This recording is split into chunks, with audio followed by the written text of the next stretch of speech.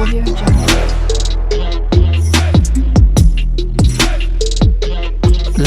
and gentlemen, good morning and welcome back to our YouTube chit chat. My name is Inazak and this is my YouTube channel. Guys, the biggest lie that I stumbled upon is the one that was just uttered by the AMQAROL. I witnessed it with a lot of questions that lingering my mind, and I couldn't really believe it. Of the traditional African ritualist had to say such concerning Brian's grandma sickness. On the other hand, JT also took a swipe of the same, purporting to know a lot of more. In fact, JT has decided to speak and said Iammarwa that Iammarwa is everything in that home, including that Iammarwa has got a relationship with the grandma. Imagine that kind of disrespect. Even if it's a reaction, that one has crossed the line. That is an overboard. It is not overthinking. Remember, I told you at the moment when you see most of the JTPodcast says that he wants to overthink and thinking hard when it comes to simple matters. That is the point when JT wants to lace his content with a lot of lies, innuendos that are never making sense. From the villa is spreading in the village so fast. So fast. How many grandmothers have passed through Mura's hands? Guys, you all know the answer. It's not me. Allegedly, people have done videos, they're asking these same questions. Like, what's up? So we are thinking, is Mama, maybe have Mama heard of these stories and maybe she wants to distance herself from this whole shenanigan drama, or is she really sick? And why is Mura not interested to take care of her if really he cares about that family? The man has taken over the house as if it's his compound. He walks in anytime he feels like. Maro is the husband to grandma. Anytime. I don't understand that kind of relationship. Where do you get such much power to decide where the wall will be, which land you will be donating to the road? Oh, the owner of the home is admitted so sick in the hospital she doesn't even want to eat. But someone is out there making huge decisions on their behalf. Now it makes me wonder, like, who are you? I mean, who are you, my guy? Are you the husband? Are you grandpa to this home? I didn't know. Maybe you are. I mean, okay. Maybe I'm overreacting or overjudging. But who is Maro, by the way? Who's Maro to grandma? Is he the husband? Maybe we didn't know. Okay, Maro, forgive me. I didn't know. Maybe you are. Please, you may need to clarify that. Hey, I am the home owner. Maybe I am the husband. The most and the greatest comeback is one of Sejo Never Lies, who went missing for almost 6 months, has decided to come back with a lot of messages. You know, the question is, will Sejo really stay to the precincts of positive reaction? Before we then leave deep, let's listen to Sejo. And team who made Sejo to be corrupted, now they're running out of their pants, because when they'll see this video, they'll be running, because it is what it is. Actually, Team Positive, I'm very much sorry for letting you down. The demagogic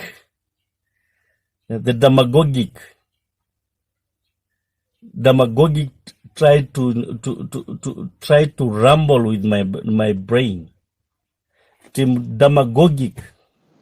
And that is the explanation. What Sejo had to explain concerning his comeback. You know, that again also begs the question. Will Sejo stay the course or will betray? Because again, This is a story that we shall unravel at the progression stages of this video. So guys, if you're coming across this channel and this video for the very first time, kindly click on the notification bell so that whenever we upload a video, YouTube shall notify you instantly. To my loyal subscriber, may God bless you abundantly. Without your support, this channel wouldn't be at this stage. So let's dive in after the break. Ladies and gentlemen, welcome back to my YouTube chit chat. My name is Inazak and this is my YouTube channel. So let's dive in lest we forget.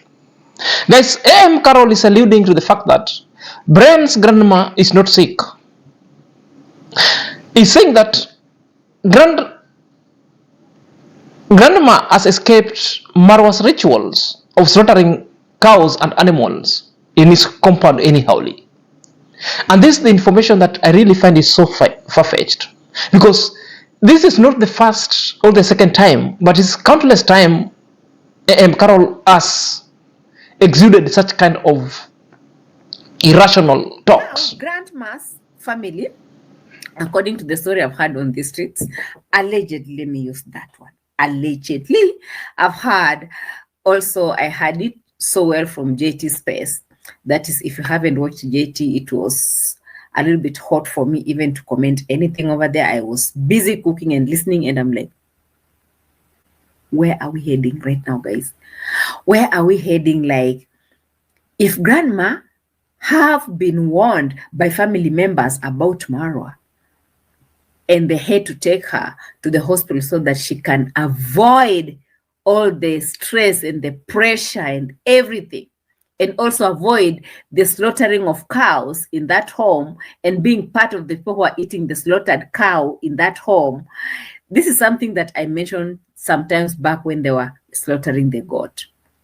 Guys, in most of our African culture, and I know you guys, you understand the tingo, you can't just walk in someone's home and you start slaughtering things. You can't just walk in someone's home. The owner of the home should be the one slaughtering, if they're slaughtering chicken, slaughtering a goat, slaughtering a cow for the people, but not someone else to walk in and start slaughtering, pouring blood around. As you all know, blood is very sacred. And if you just watch it in that video, it's me. I've gone to John King. talking so carelessly, ranting and rambling without no reasons. I wonder what kind of traditional culture that AMQAROL is talking about. Which African setup of these olden days still believes in such kind of myths and misconceptions that are never making sense? They have got no standard background. In this modern day world, AMQAROL is still speaking of archaic and primitive way of life that people long left. I still wonder, how is the operations of things at this Bungoma mundering spirit in his precincts or in his works, in his house, how things operates? It is very normal when people celebrate and people eat meat and animals are slaughtered. Comparing that one to be witchcraft or to be somebody doing ritual, therefore that one is far-fetched. Slaughtering animals, it's something so common. Even in your home, people do slaughter hens, chicken, whenever they want to cook. Do you equate that one to rituals? Cows are being slaughtered every day, and that one is not ritual. What is the problem with you and you are so obsessed with ritual? There is this kind of analogy that whoever or whatever a man thinketh, so he is. That is what AMQAROL is, because he always exudes such. And she knows a lot of it, which means that is what she practiced. So you become who you speak, what you think. You become your thoughts, word, and deed. And that is AMQAROL. So this kind of actions and exit itself is far-fetched, and it's a belief that is so repugnant that has got no standard origin, which means these are myths and misconceptions. The long tales that people practiced long time ago. It's like AMQAROL is still living in caves. There is no modern thing in him, in her. We've been told countless times that grandma is suffering from malaria, and it's a severe malaria itself. The problem, the malaria has worsened because the grandma has not been eating.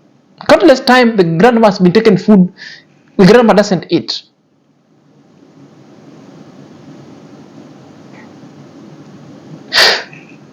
What AMQAROL is doing is an incitement to the family, the extended one, to appeal to them so that they could entangle with Marwa, so that Iammarwa could be chased from offering help. Because I remember it was the first time AMQAROL was the one campaigning so that this house shouldn't build. The same thing he did to Custer when they reported the GoFundMe. It's the same thing AMQAROL wants to concoct a narrative that people should abandon all these things. They get so happy when things fumble. They get so happy when there is war. They get so happy when there is so dramatic. That's why they always exude such kind of stale narrative.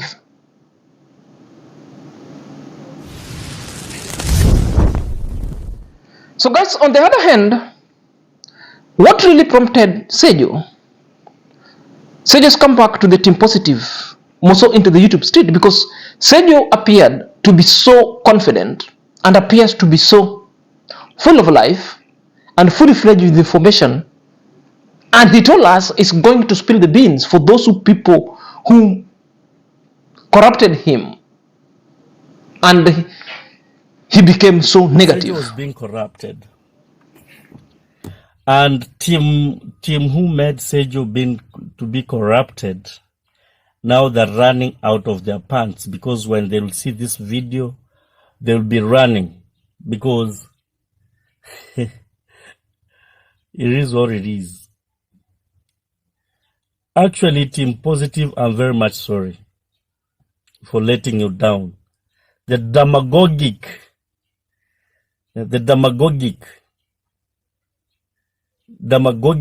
tried to rumble with my brain.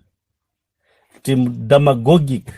So guys, that is Sejo talking. Sejo is telling us that he was corrupted by other subscribers, but people whom he thought could help him. But the opposite has happened. So he is lamenting of subscriber and is telling us these subscribers are the people who are causing divisions. The subscriber who made him to be so negative. And Sejo cried out that this time is going to be a loyal person, is going to be team positive, is going to be the best olden days when the visitors used to visit the village. But I still believe that Sejo's comeback has a lot to do with Black Beauty confessions, because Sejo comes back at a time when Black Beauty has already even blackmailed the lazy gang as well, and entangled with the subscriber, and describes subscriber as the most malicious and evil people who are causing divisions in Nyaboaze. You know, this coincidental relationship that really happened, that after Black Demon vexations and explained and lamented and quit the negative reaction for other contents, Sejo also came with an explanation similar to that. Perhaps let's watch the video just for confirmation. The same people, they will tell you they miss you. Yeah. If I do so, if you like me and you like my reaction, you know that this is who BBTV is. Yeah. If BBTV react about this person, you understand, we disagree, we agree to disagree. Exactly. You understand? Then okay, you don't agree with what BBTV is doing today, you don't agree, it's like that. Exactly. We are unique in our own ways. Yeah. We don't have, even if you are twins, you have your own mind. So it's not everything the BBTV talks, you talk. But if you see BBTV talk, or had misunderstanding with somebody, you go there and unsubscribe. If you go to this place, you see them, they go and unsubscribe. Exactly. You talk, they carry. In fact, I don't want to even talk much, because if I want to talk much, you lazy gang, you will hate me, but you are evil. I'm telling you, a lot of you are evil. The things I'm you're so. doing Do you know are that I'm so- so happy? where I'm you so are happy now. that I'm not part of them. Exactly. I am happy. I am Exactly. at peace Exactly. with myself Even and me, even I'm with for my peace now. even with my ancestors. And for those of you that say, "Oh, Black Beauty, come back," you can talk from today to tomorrow. I will never come back. If you want to support me in my normal content, you support me. But you see where jealousy, wicked people gather. I don't want to be part of it. I am not a wicked human being. So Never. that is Black And I have Beauty's never been wicked. video. I come with my reaction. So if you compare and contrast the sentiments, it captures to one thing that there is direct correlations of this kind of explanation. It could be coincidental, but the information itself is so constant. That is the message. Sejo is complaining of subscriber who corrupted him. Black Beauty also complaining of the malicious subscribers who are causing divisions among the YouTubers. Sejo came in after Black Beauty explanations and venting over this such kind of ilks of subscribers. Sejo also does the same. So it tells you there is something that really happened. Maybe the reality set in and these people discovered that they couldn't really thrive in negativity. Sejo came back while Black Beauty quit for other kind of reactions. Sejo has come back to team positivity. The question still stands. Will he betray the cause or he will still stand strong as a team positive? That's the question that we need to ask going forward. So, ladies and gentlemen, there is a disturbing story of Brian's grandma sickness. It is causing and sparking outrage in this YouTube street, most of from the lazy gangs and naysayers. Such kind of statement that I'm hearing from the naysayers themselves are not pleasing at all. When AMQAROL dispatched Rocio to go to the hospital and see the grandma and took some food stuff, AMQAROL told us the grandma is not eating and did not eat. The Iammarwa was speaking in a video and that one was captured so well. Let's listen to it. We decided that, so I'm told that grandma does not want to eat food. And that one is an Iammarwa confession. This is a little that controversial. grandma is not eating and Iammarwa is saying is so controversial. So being controversial in nature, that statement is that grandma is not eating has also elicited other reaction. That the lazy gang has captured it and using them, twisting it and bursting other people's bubbles like they know what is happening with grandma. They know the reasons why grandma are not eating, which sometimes I feel there is ill motive from this lazy gang.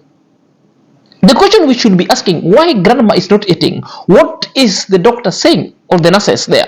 It could be lack of appetite or loss of appetite. It could be. Or it could be grandma is not eating meat, if at all it was taken meat to eat.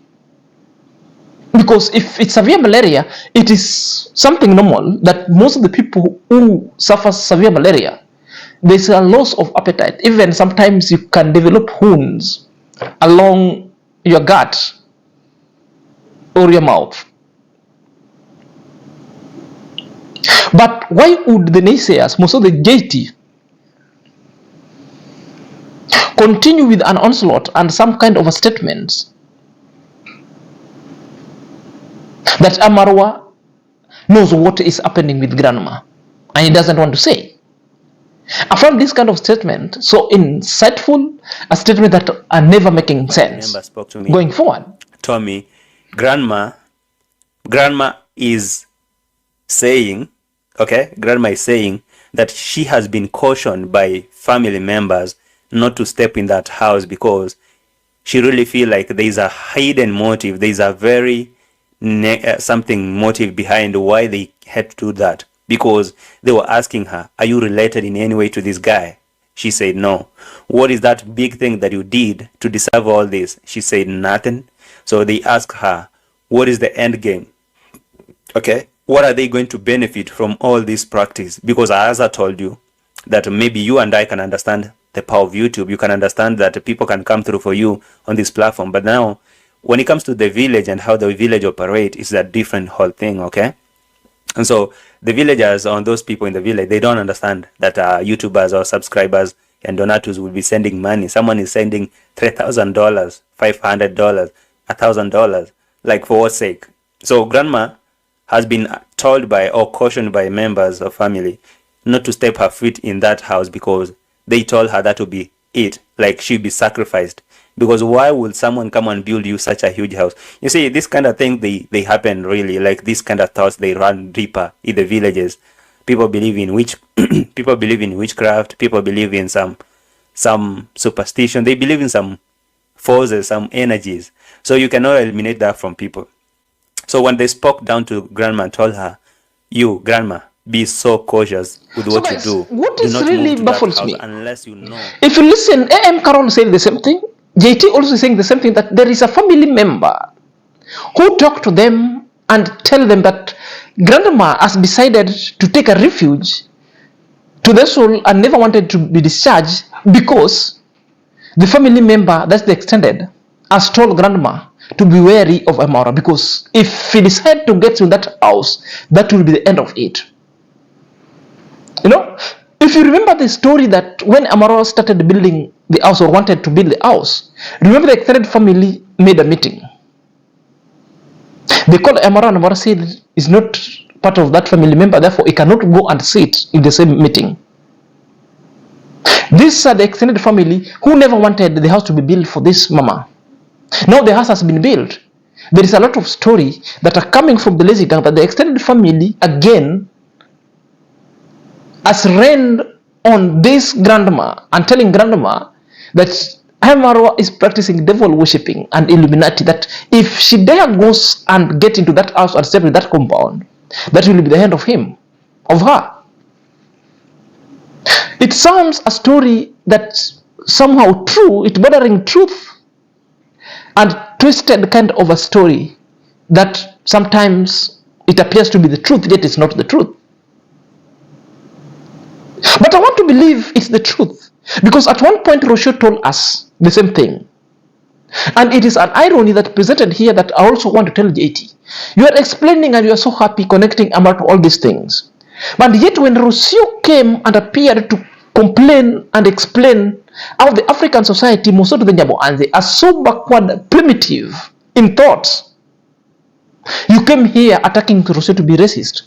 Rocio said the same. It's the same thing that you're saying that Rocio also said.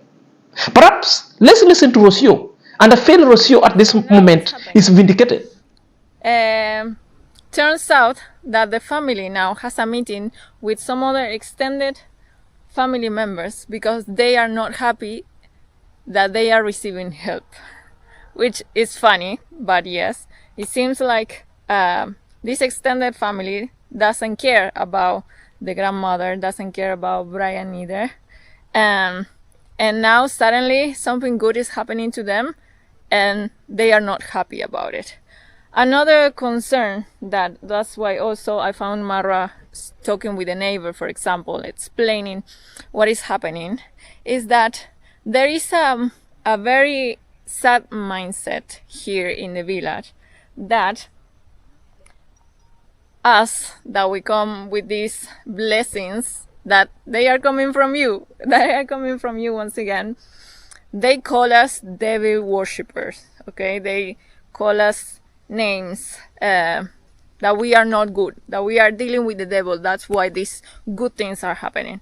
And that is so funny because Africa, being one of the most prayerful continents on earth, people being so I'm sorry if the religious people gets mad at this, but so brainwashed by religious, and the first thing that an African do is to pray for everything. So if you pray to a god that doesn't want to bring you happiness, doesn't want to bring you richness, only the devil can bring richness. So God doesn't want you with money, God only wants you poor, God only wants you suffering and struggling in life. So when something good happens to you, it's only the devil. that is a mindset that really shocks me, but we see it very often. So I think that is a huge problematic, and it's actually contradicting themselves, because once again, people here are very religious, a religious that has been brought to the continent. It's not even native. They have forgotten their own roots when it comes to religions, and they pray to God every single day for everything. But when something good happens, So it's you not good. listen to It's Rosio's only the devil. statement, You're working with describe the scenario. So I've introduced that clip so that we get to know what you are dealing with. From the onset, the extended family never wanted the family to be helped. Rosio has explained it really, because that's what was happening. And it was an incitement that was done by the lazy girl, because JT is having access to that family. One of the family is talking to JT, and it's the person that JT is reaching so that the house couldn't be built. But now we are past that. The house was built. Now the scenario is an insightful so that grandma should not come and get to the house. Now you get the correlations. That's why Nairobi also came in with the narrative that the house itself is a legal structure that should be demolished. That was their narrative. Nairobi was just hiding with the permits and the county laws that you cannot build a house. But their main motive was to dismantle the already built structure, just to punish Iammarwa and grandma. There is something ill motive that is going on. I'm telling you the truth. Irony here is JT. You told us that there is nothing like that one, that Rosio talked so badly towards Jamuhazi people. Now it's the same thing that you are confirming, that the extended family fear Iammarwa and associating Iammarwa with the devil worshipping. Telling us in the village things happened are true. Yet when Rosio talked about it, you came for Rosio and you branded Rosio to be racist. It's a simple question that Rosio is asking. In Africa, people have been enslaved with the modern day world gospel preaching for hope. People praying 24/6 for everything. But when such kind of light and everything now is being provided and you get good things, therefore you shy from that thing and you associate that good things with Satan. It's irony. You are praying for God to give you wealth. When wealth is provided and comes to you at that moment because you requested it, therefore you start claiming and associate that kind of wealth and good life to be of the devil. This is what Rachel was addressing and letting you know that God wants people to progress. Cleanliness is next to godliness. Other people just want grandma to be so dirty, to be so unprogressive. They're very happy when grandma still lives in tatters. It's not making sense. Guys, I don't want to lose my chain of thought. Let's back to JT's pronouncement concerning what's happening in the village, and now Roshi also had confirmed it earlier, and JT disputed that. I want to tell JT that you must have a respect to also grandma. You cannot say that Iammarwa is having a relationship with grandma. That was a disrespect to that grandma. There is no any day that Iammarwa, even if there is anything that Iammarwa was having a relationship with that kind of grandma, that one is a big lie. And we must stop that big time. We really need to stop it. That was a disrespect on your side. Brian is not Marwa's child. You cannot purport that. A disrespect. Why would grandma escape and believe the villagers of what villagers are saying? This is bullshit. And I want to say this one is an incitement of the lazy gang using JT to incite the extended family so that drama is caused. So that the extended family could entangle with Iammarwa. If this thing is true, therefore, I don't know what I can say. What is really happening and what is coming out now really tells us one thing. Rocio is vindicated and Rocio is right. Really tells us one thing, that Nyabo Anze, there's nothing that can happen in Nyabo Anze.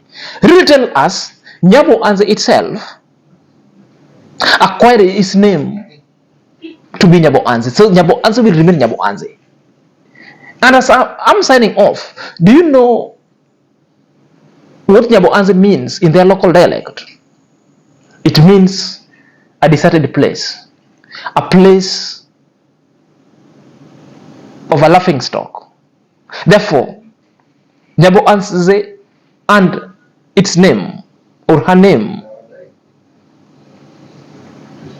if at all the community can come and gather and break that kind of a curse of a name itself, so that name of Nyaboanze could be changed to mean anything. Perhaps the name of Nyaboanze itself, it's worth making people stagnated, because the life over there is so horrible. When the people want to be changed life unto, therefore they rebel. So it tells you one thing, Nyaboanze. Guys, let me know what you think at the comment section. Until next time, this is your boy Senior Zach.